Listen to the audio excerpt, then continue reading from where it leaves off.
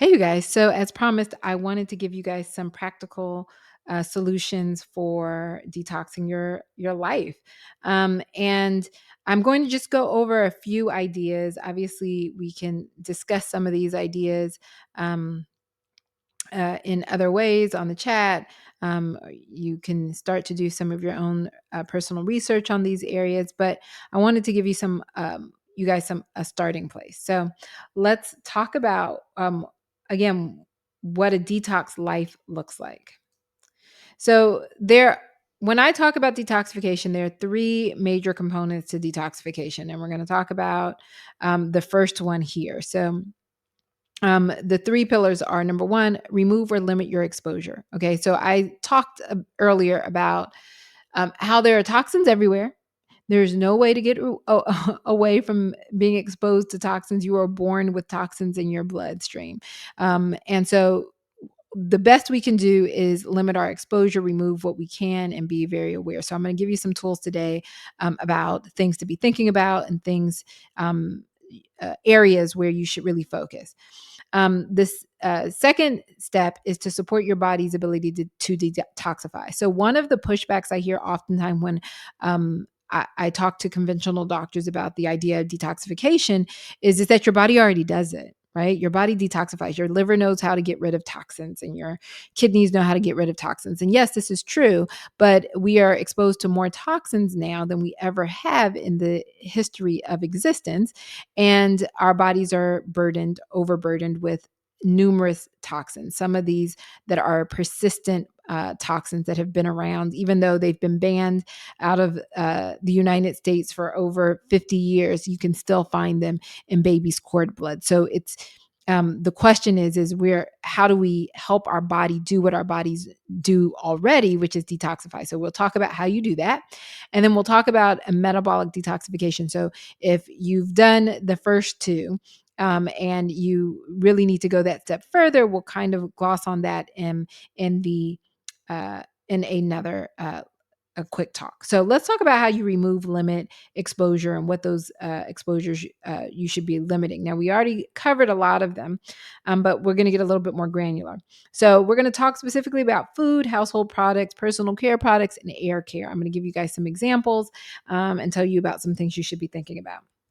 So in the world of food, the best first step is to buy organic when you can and non-GMO. I'm going to talk about the difference between organic and non-GMO in another video. Oh, I've got so much to talk about. I didn't know it was going to be so long. I apologize if you're tired of listening to me, but this is good stuff, I hope. You want to, when you're thinking about your food, you want to talk about free range chicken, that it means that the chickens are raised outdoors. They're able to eat grass and not corn feed. The corn feed oftentimes is genetically modified. We'll talk about that and what that means and why that's problematic. Grass fed meats, so cows that are allowed to graze outside on grass instead of feed. Again, these feeds have pesticides in them and herbicides and fungicides. And oftentimes, many of these animals are given antibiotics and other chemicals. So, one great way to avoid all of that is to buy organic and to follow these instructions. A small wild caught fish. So, the issue with fish is oftentimes mercury toxicity and other heavy metals. So, wild caught is not always, like toxin free. And as a matter of fact, for fish, sometimes you have to take a step further and look up the fish that are good in your area. But one of the, easy rules is to go for small fish. So you want to avoid larger fish that prey on other fish because they have higher toxin loads. So you want to stay away from things like swordfish or sea bass, although I love a good sea bass. Um, and even tuna is a small fish, but tends to be heavily laden with mercury. So be cautious about, sushi is another great source for heavy metal toxicity. So you just have to be really cautious about it. And this is why even now there are guidelines for pregnant women and children not to eat too much fish because they know that there is mercury in the fish that we're eating, and that any amount of metal in your bloodstream is problematic. So um, I'm not sure why they advise, just pregnant women and elderly people and children against, mercury, and not the rest of us, but we should all be cautious. And then also, I talked about non toxic food storage. So, storing your foods in a glass or stainless steels is better than storing it in plastic. And you absolutely don't want to rewarm food in plastic. So, I've talked about that, but things to really think about. So when you're going shopping, this is what you want to do. You want to look for the organic, non-GMO, grass-fed beef, free-range chicken, free-range eggs, organic free-range eggs, to the extent that you can. This can oftentimes be more expensive, but one of the other things I always tell people is that you want to choose wisely. And using the environmental working group, I'll go through how to use them to help guide some of this, and we'll look at some options in just a second. So this is from the Environmental Working Group. They come out every year with their clean and dirty list. So your dirty dozen and your clean 15. If you've never heard of this, then this is something you should totally start to look into. But for 2022, they put out a shopper's guide. And so here on your left, you see the dirty dozen. So these are the top 12 foods that have been tested and have the highest pesticide content. So you want to try to buy all of these vegetables and fruits organic. These on the right, your clean 15, will be the ones that have the least pesticides on them. And so you can buy these conventional. So, as far as when we start talking about cost and where you need to put your money, you want to put your money over here and buy organic. And over here, if you need to, you can get away with the conventional. So when I'm in the farmer's market, I go to the farmer's market oftentimes, I will reference these guides to help me decide what I'm going to buy organic and where I'm going to put my money. So we talked a little bit about hygiene and particularly how important this is for Black women. And so again, the first step is to just acknowledge the fact that there are chemicals in the products that we use. The first thing, you just got to start there, okay? And then you have to say, okay, so how do I know which products should I buy and which ones shouldn't I buy? Again, I'll tell you what I do. I use the Environmental Working Group. Again, it's my favorite resource for toxins. There are other resources out there, but this organization has really made an effort to make it simple. So they actually have an app. It's called Healthy Living. It used to be called something different, but they put all of they had several different apps, and I think they put them all under one app called Healthy Living. I'm looking on my phone right now. But the one part of this that is really awesome, yes, it's called Healthy Living. Environmental Working Group's Healthy Living app. And it's a green app with an E and multiple circles around it. I should have put that up here, but I'll share that with you guys on the Facebook group. But anywho, they have a database for called Skin Deep, and you can just either type in or even scan your product, and it will give you a rating scale. So if you look here, the green would be non-toxic, or less toxic or least toxic, and anything over here in the red 7, 8, 9, 10 would be highly toxic. These are things that you really want to stay away from. And then I just noticed this. You probably can't see this here, but they actually have a Black owned brands link here. I'm going to have to test that out. But anyway, I thought that was pretty awesome. They also have a lot of good content about um, the impact of toxins in people of color. So I just thought that's really interesting. They must have somebody of color on their staff who really cares. So pretty awesome website or app. But anyway, the point that I want to make here is that women put over 150 chemicals on their face every day. When you think about, you wash your face, you put on a toner, you put on lotion, primer, and then you put your makeup on, and then there's like 25 different things. And then you have your hair products, your shampoo, your hair oils, your hair curl. Your curl cream, and then your edges laid, all of the above, right? When you add up all the chemicals in all of these products, keep in mind they're being absorbed into your body, right? So you want to choose products that have minimal um, ingredients and that are less toxic. And so again, using the environmental group's Skin Deep Healthy Living app is how I determine what is good and what's not good. And this is why we also see this sort of lean to these to DIYs. I've tried a ton of DIY stuff.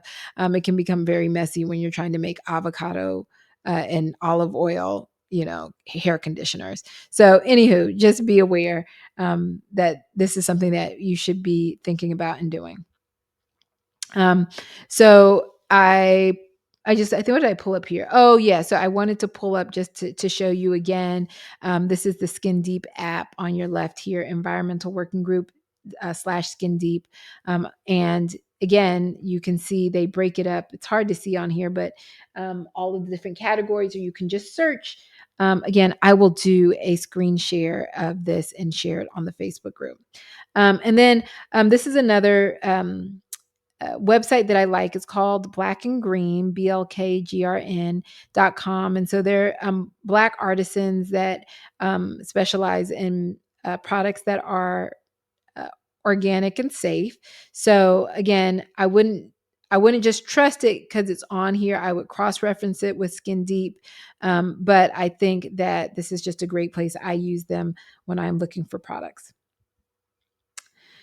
So detoxifying your cooking and storage. So I didn't talk about the impact of grilling and that char that we get on food, but that is also can be very toxic to the body.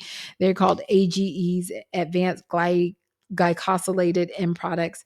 Again, there's so much to talk about. I had to like narrow it down, but um, so the way we cook our food, this is the point I'm trying to make. The way we cook our food has an impact on the healing capacity of food or the detrimental impacts of food and the toxins that might be produced. So using rancid oil, I don't know if any of you guys, when I grew up, they used to use the oil over and over and over and over again. Like you would have right next to the stove, this like cup of just like solidified lard that my grandmother would just use over and over again with cooking. You do not want to do that.